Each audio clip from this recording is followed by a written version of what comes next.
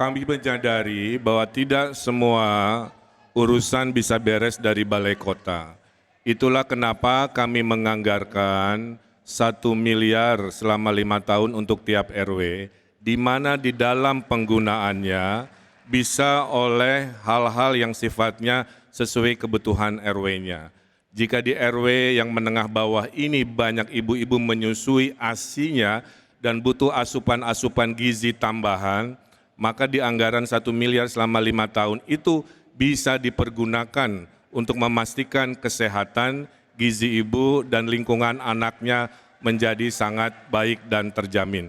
Nah, inilah konsep kami yang disebut dengan DKI, bukan Dono Kasino Indro, tapi desentralisasi, kolaborasi, dan inovasi. Bahwa perlu dipersiapkan seorang ibu agar air susunya lancar itu dengan banyak makan daun katuk. Sehingga tidak perlu lagi harus memaksakan disedot air susu ibunya, dan tentunya berikanlah waktu yang luas untuk seorang ibu mengasuh anaknya. Ada tempat-tempat yang harus disiapkan di setiap perusahaan atau pabrik sehingga si ibu bisa punya waktu untuk menyusui anaknya. Dan kalaupun ibunya diberikan libur atau diberikan cuti, bisa bekerja dari rumah.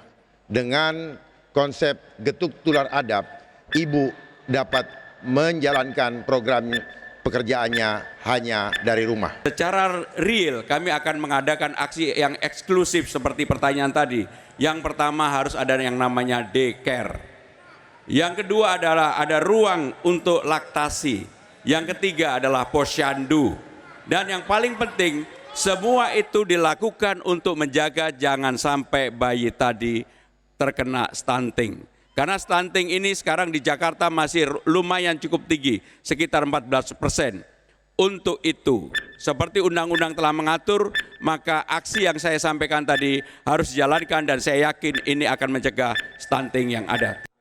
Ya, salah satu yang menjadi sorotan adalah berkaitan dengan ASI eksklusif pemirsa, dan juga ini berkaitan dengan ibu yang bekerja.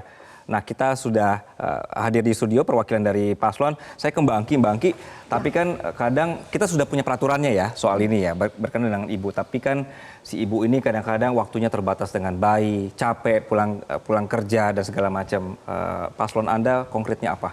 Ya, jadi untuk ASI eksklusif, ini pemberian gizi ini dimulai dari ibu hamil.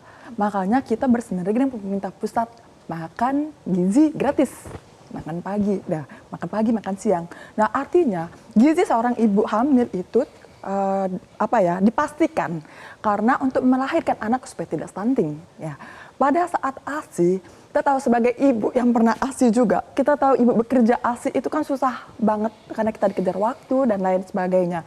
Memang benar bahwa kita itu memang setiap kantor itu harus ada ruang laktasi karena kita bingung nanti mau mengasihi menyusui itu gimana untuk pompa. Bagaimana pasangan Anda memastikan kantor itu benar-benar menyediakan ruangan dan memberikan waktu buat ibu? Kebijakan, peraturan gubernur untuk mewajibkan itu pasti, itu pertama. Kedua adalah pendampingan puskesmas, bahwa ibu dari hamil sampai menyusui itu dipendampingi oleh Nankes.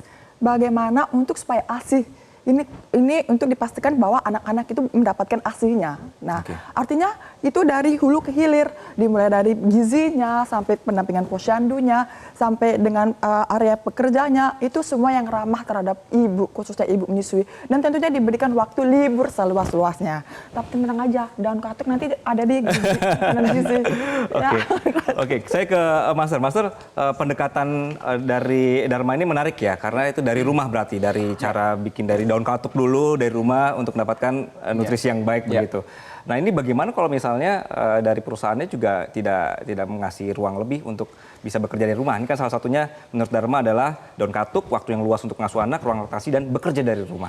Siap. Abang, tentunya Mas Anggi dan semuanya yang pada tertarik dengan daun katuk ya, Bang Dharma itu teknokrat sejati. Bang Kun juga demikian, jenius. Jadi berpikirnya udah sampai Z, tapi dikasih waktunya cuma semenit, 2 menit. Jadi nggak nyampe tuh ya untuk menjelaskan. Nanti insya Allah kita jelaskan di podcast-podcast. Nah, untuk sayur daun katuk ini disediakannya nanti di vaskes-vaskes juga ya. Jadi buat si ibu ya, supaya dia tidak lagi kena biaya nanti untuk semua proses itu gitu, untuk laktasi itu. Dan untuk ruang laktasi tentu wajib, ya betul tadi Mbak Angki saya setuju ada pergub itu, ya, dan WFH ini juga wajib kalau dia cutinya kurang. Oke. Ya, jadi nggak boleh dipersulit cutinya. Jadi dan Memastikan kantor supaya nurut dengan itu gimana? Iya, jadi semua harus karena kita ada pelayanan 24 jam nanti Bang. Jadi semua bisa lapor Bang. Kalau yang dizolimi kayak gitu, kita tampung 24 jam dengan kartu Jakartaku Aman itu ya. Balai kota jadi balai rakyat. Dan saya mau ke teknis lagi nih Bang. Contoh kemarin pada kaget yang masalah rumput laut. Kok masalah transportasi Pulau Seribu kok rumput laut gitu. Ternyata penelitian proven Bang, membuktikan bahwa rumput laut ini saat diolah menjadi bioetanol itu lebih irit 5 kali lipat daripada solar biasa. Jadi 1 liter rumput laut diubah jadi bioetanol itu seperti 5 liter solar biasa. Dan ini jadi solusi buat Pulau Seribu, itulah teknokrat Bang. Jadi kayak tadi sayur daun katuk itu adalah warisan heritage ya, budaya asli Indonesia yang harus kita kembangkan. Rumput laut menjadi pendobrak nanti ekonomi kantong kemiskinan tertinggi di Pulau Seribu. Gitu Bang, jadi tolong paslon lainnya dipahami dulu gitu ya. Memang karena waktunya singkat sekali dan kemarin sampai saking singkatnya Bang ada yang berantem Bang. Jadi 01, 03 ribut Bang di sana Bang. Jadi adabnya kurang gitu. Iya, berantem. 01, 03 pendukungnya berantem. Kalau gitu saya geser dulu Mas Kami Aldi, menyaksikan jadi gini, terakhir dari saya, pokoknya Jakarta mau aman, Jakarta mau sejahtera, mau sukses, mau bahagia warganya. Dimulai dari keindahan adabnya. Jadi Jackmania, Jakartaku aman karena indah adab warganya. Gitu. Dapat ya. Mas Aldi, salah satu poin yang disorot dari Pak Pram adalah daycare begitu ya. Daycare masalahnya kadang mahal Mas. Mahal, kemudian juga guru-gurunya atau juga tenaga pengajarnya juga tidak semua paham. Bahkan ada kasus sebelumnya gitu, daycare bermasalah. Bagaimana nih Mas? Yang pertama Mas Pram dan Bang Dul itu menyediakan daycare di setiap gedung-gedung ya. Jadi mungkin dengan jarak misal sekitar 5 km itu di setiap gedung yang ada di Jakarta itu wajib memiliki daycare. Kenapa wajib memiliki daycare? Karena di sini tujuannya agar bisa menaikkan produktivitas satu keluarga. Jadi bukan hanya suami saja yang bisa menafkahi satu keluarga, tapi istri pun bisa bekerja juga sehingga kesejahteraannya satu keluarga itu bisa meningkat. Yang dimana anaknya ini dititipkan ke dalam daycare yang dipastikan keamanan, kenyamanan, dan keselamatannya. Tentunya ini menjadi tanggung jawab Pemprov. Ketika anak sudah ditaruh di situ, karena ini daycare-nya adalah daycare yang disediakan oleh Pemprov, tentunya tidak akan main-main. Pertama dari fasilitas keamanan. Ini free nanti Mas? Free. Kita pastikan free, tentu fasilitas keamanan di mana nanti akan ada CCTV yang bisa dijangkau oleh setiap orang tua yang menaruh anaknya di daycare tersebut.